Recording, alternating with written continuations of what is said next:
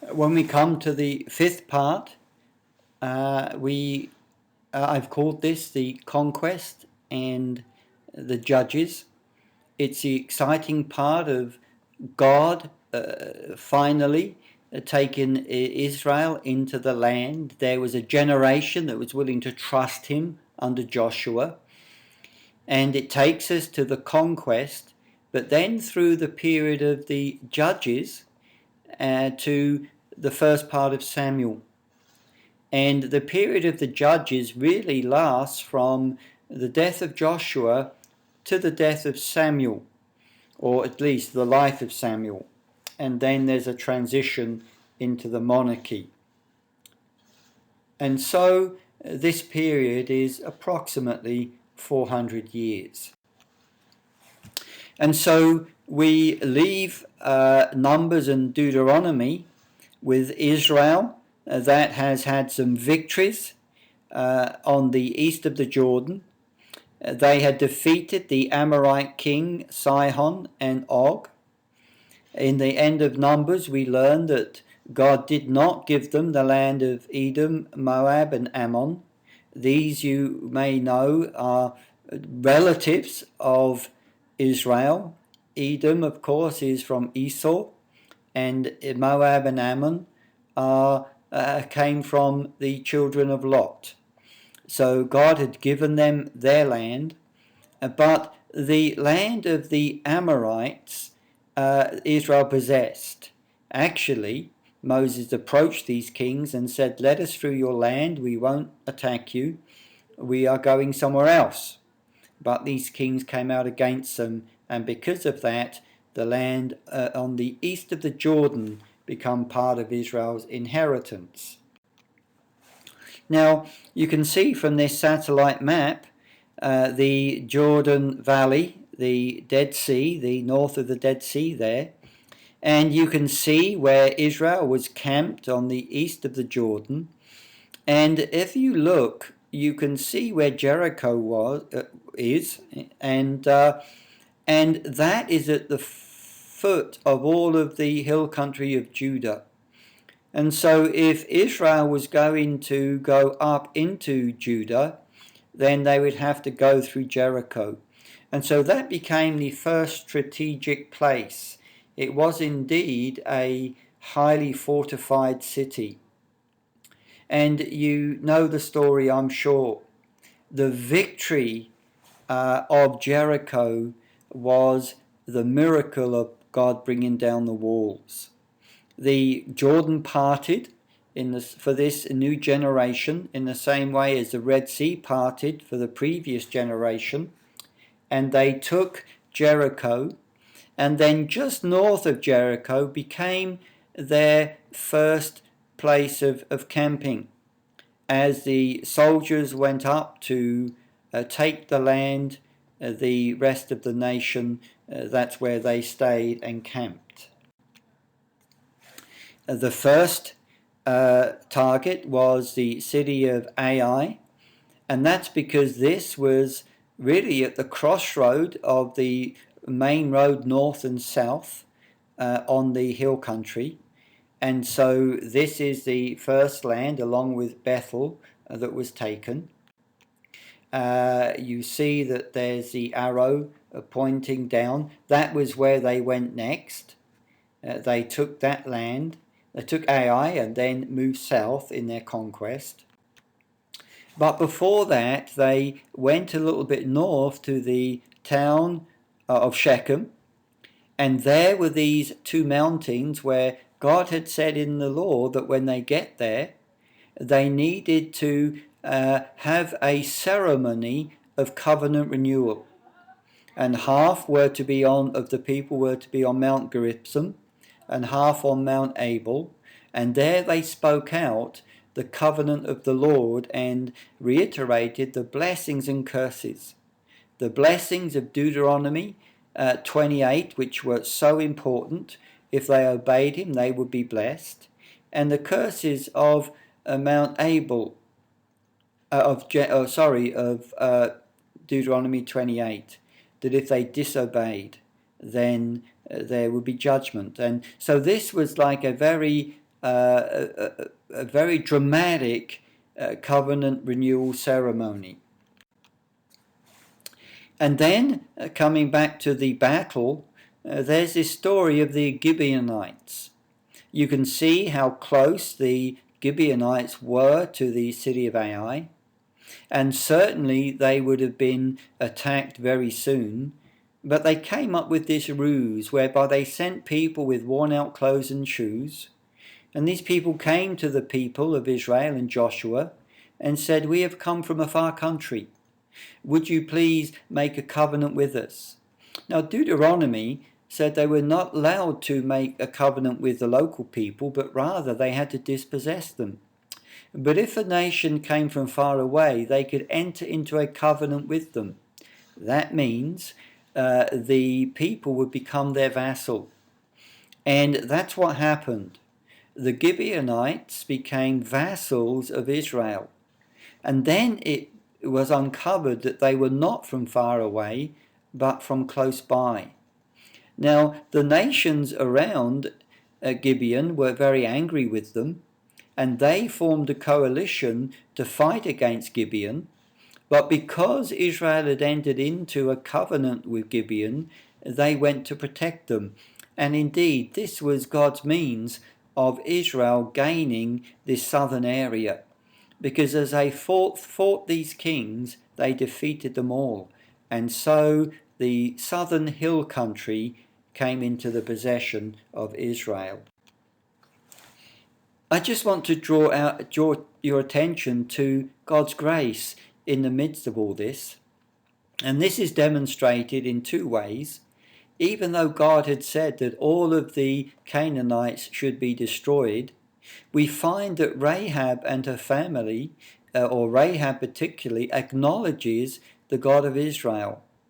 We read in Joshua chapter 2, where it says, "For we have heard how the Lord dried up the waters of the Red Sea before you when you came out of Egypt, and you did to the two kings, and what you did to the two kings of the Amorites who were beyond the Jordan, to Sihon and Og, how you devoted to destruction, whom you devoted to destruction, And as they heard it, we read, our hearts melted, and there was no spirit left in any man because of you. And this is the point. She acknowledges, for the Lord your God, he is God in the heavens above and on the earth beneath. And because of her acknowledgement of the one true God, she and her family were saved. But not only that, she became one in the line of King David.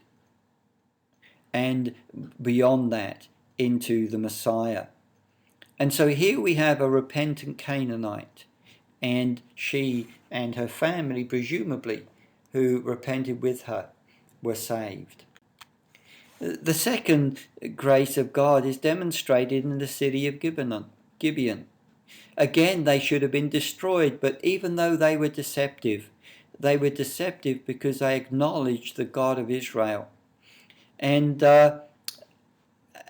what they said is that they'd heard a report of the name of the Lord your God, and we have heard a report of him. And they wanted to come under the protection of that God of Israel. And because of that, even though they had done it with deception, God had Joshua honor the agreement that was made.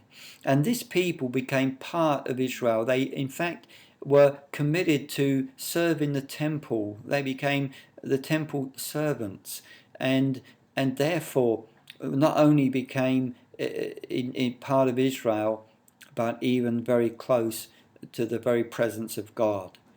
And so we read about God's words to bring judgment on the Canaanites, but we see how any Canaanite that repented would have been accepted and brought into the Commonwealth of Israel. And so back to the campaign of Joshua, you see there how the Transjordan was taken first, then there was the southern conquest, and then they turned their attention to the north, and there was victories over the kings in the north. And so we have many successful conquests under Joshua. They certainly learned lessons of obedience in obeying God, but we need to know too, they didn't complete the job. There was a failure of the tribes to possess all of the land.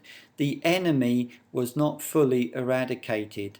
And so towards the end of Joshua, we find some of the land had been possessed, but not all of it. The gods of the Canaanites that became such a problem was firstly the god of Baal. He was the god of rain and storm. The Asherah, the goddess of fertility. Moloch, the god who required child sacrifice.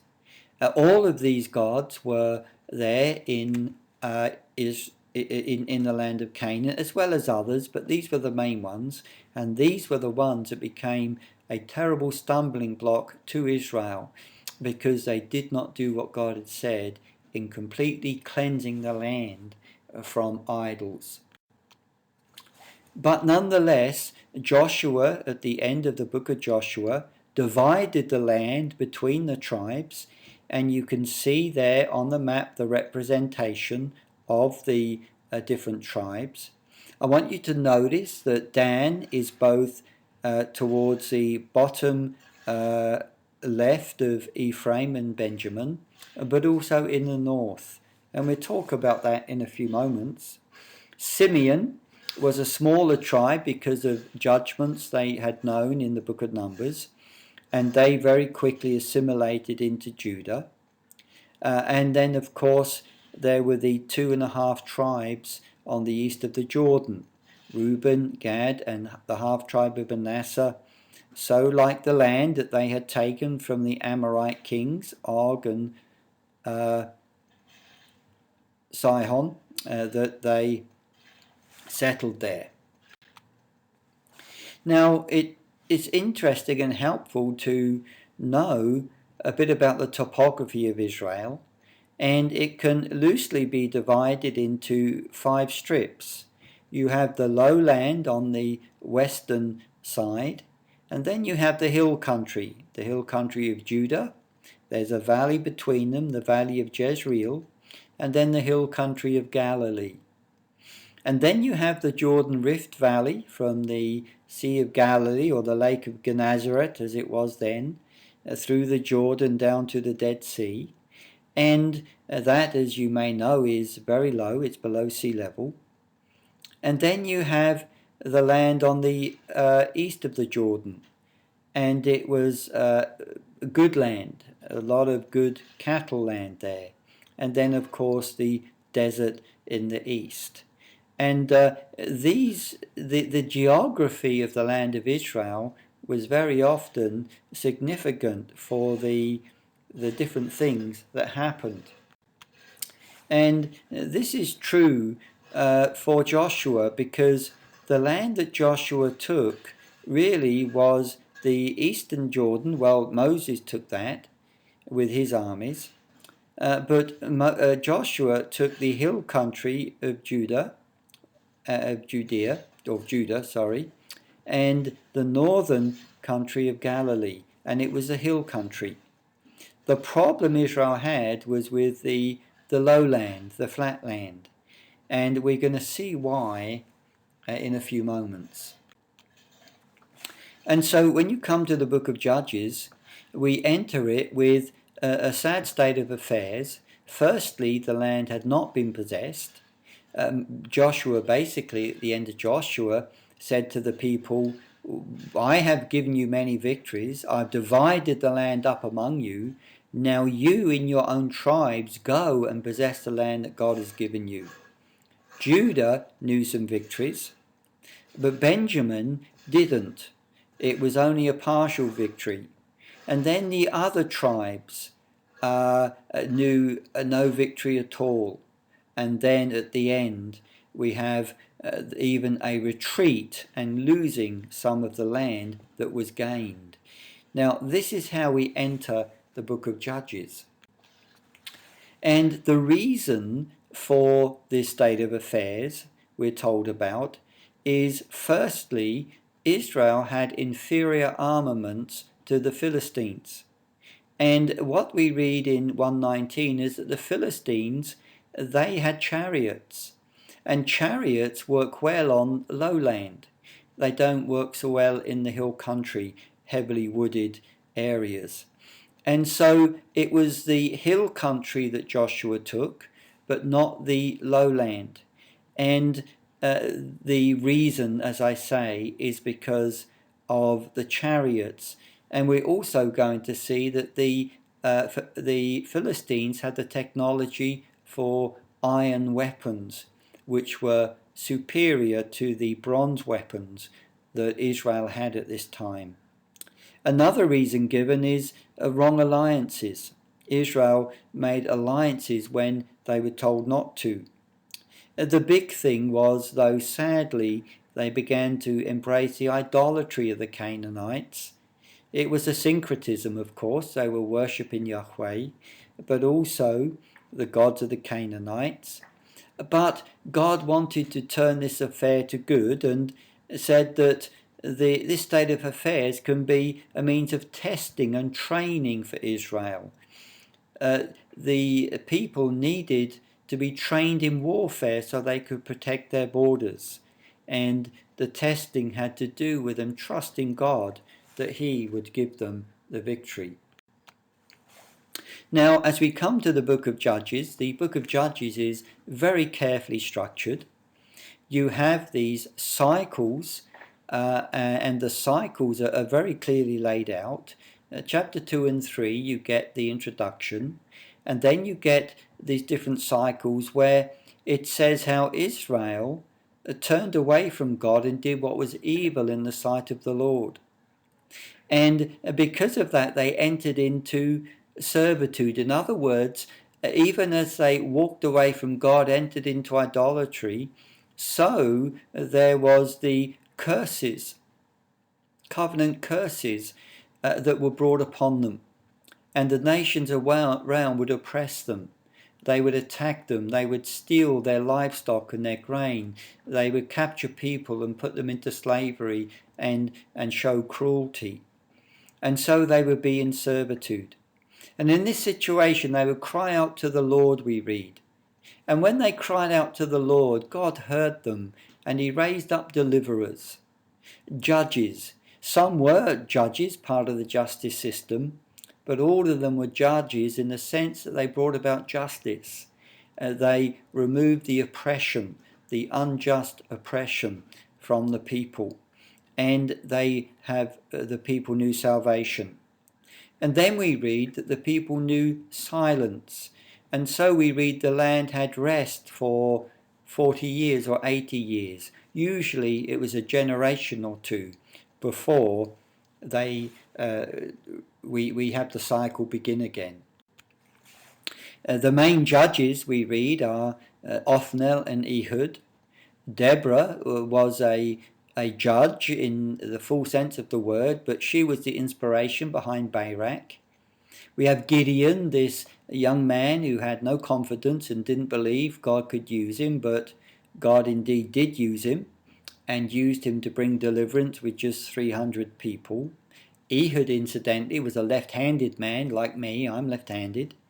And the way he was able to get his sword into the presence of the oppressing king, this is when he went to deliver the tribute required by the king, was because normally the right-handed person would have their sword on their knife on their left side, but he hid his on the right side. And as a left-handed man, he was able to use it to kill the king. Jephthah, I think, is my favourite judge. He was an outcast. He learned his craft of war in rejection. But when the people of Gilead needed a champion, they saw his value and brought him back, and he gave them mighty victories over the Amorites. The saddest one is probably Samson.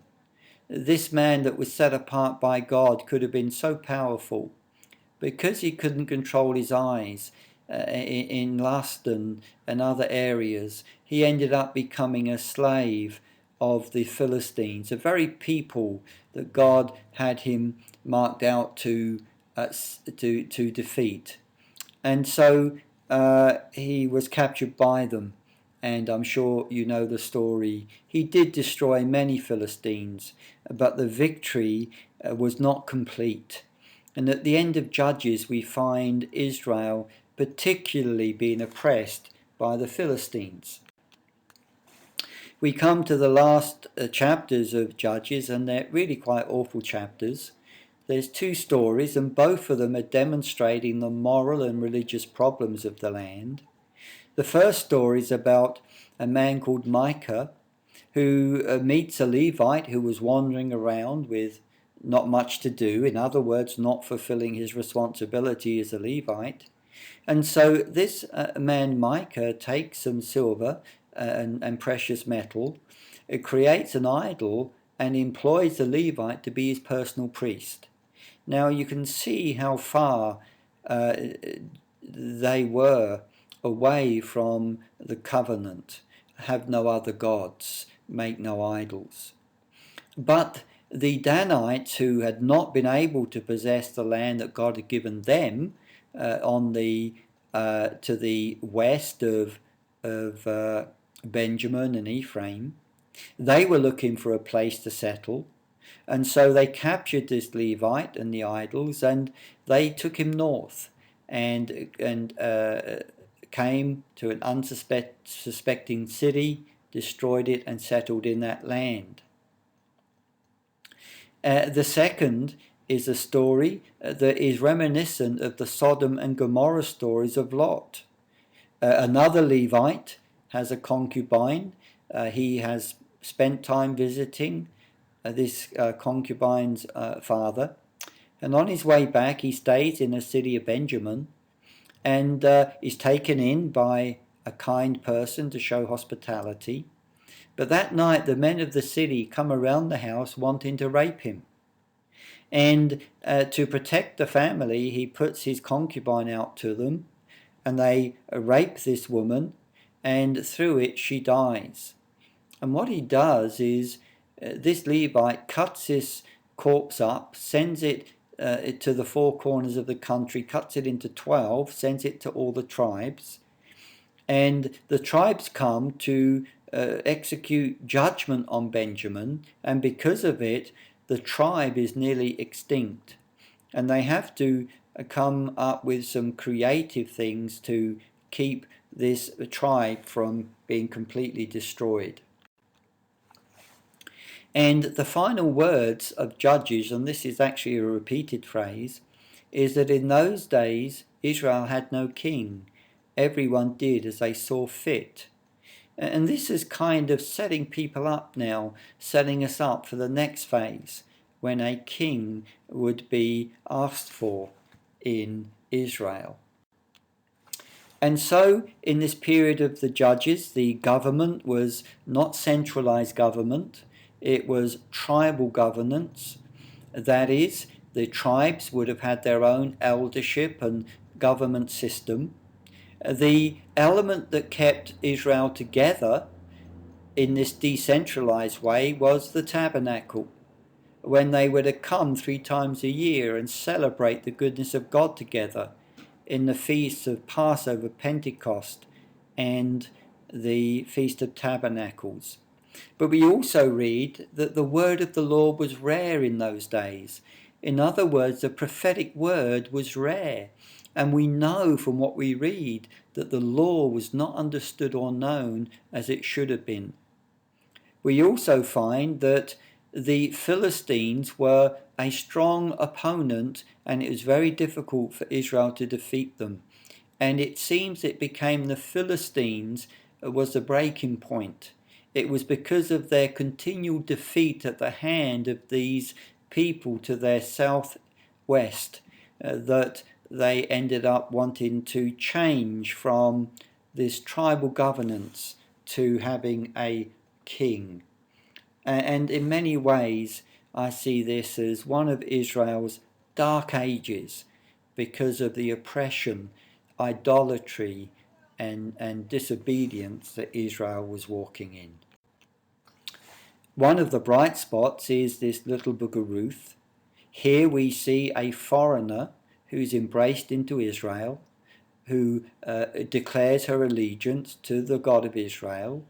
We also see how the constitution, the government, the laws of the land were working out as far as caring for the widow is concerned.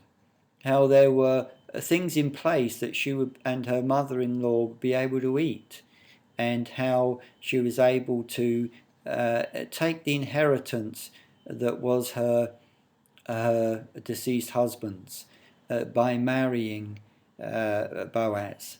And so we have this little jewel of hope. And this foreigner, like Rahab, is so embraced into Israel that in this story she becomes also part of the line of David and indeed Jesus. When we come to Samuel, we come to the first Samuel, the book of Samuel, and to the man Samuel. We come to the last judge. He was also really the first influential prophet. And we even read in chapter 3 of 1 Samuel that even as Samuel learned to hear the word of the Lord, so the word of Samuel and the word of the Lord began to come to Israel. But because of his sons not walking in his godly ways, the people of Israel didn't want them to continue to have the same authority that Samuel had. And so they came to him and they said, please, we want you to give us a king. And so there's a transition now from a theocracy where the king is understood to be God to a monarchy where there is an earthly king.